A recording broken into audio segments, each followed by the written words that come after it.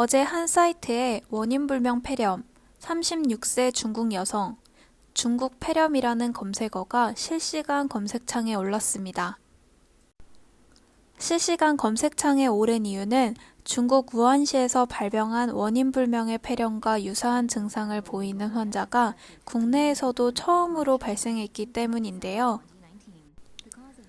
폐렴이 확진된 중국 국적 30대 여성은 국가지정 입원 치료 병상인 분당 서울대 병원에 격리됐습니다.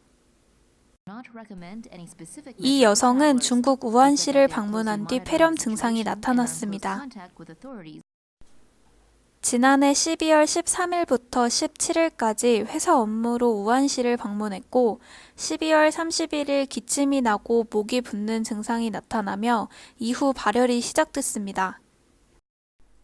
감기약을 처방받고도 낫지 않자 지난 6일 흉부 방사선 검사를 했고 다음 날인 그제 폐렴 소견이 나왔습니다.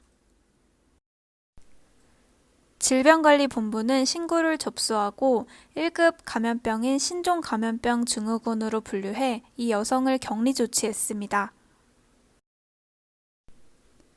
이 여성은 우한 방문 당시 폐렴 환자가 대거 발생한 화난 해산물 시장을 방문한 적이 없는 것으로 조사됐습니다. 중국 당국은 우한시 해산물 시장에서 폐렴이 발생한 것으로 보고 조사했는데 이 시장에선 살아있는 닭과 야생동물도 판매하고 있던 것으로 알려졌습니다. 야생동물 판매가 사스 공포 확산의 주된 원인이 된 이유는 과거 중국 내 첫 사스 감염자도 광동성 선전의 야생동물 요리사였기 때문입니다. 우한에선 지난 12월 초부터 폐렴 환자가 급증하고 있으나 원인균은 아직 밝혀지지 않았습니다. 지난 5일 중국 중부 후베이성 우한시 위생건강위원회는 원인불명의 바이러스성 폐렴으로 진단받은 환자가 59명으로 집계됐다고 밝혔습니다. 12월 31일 27명이었다가 이달 3일 44명으로 늘었고 다시 이틀 새 15명 증가한 것입니다.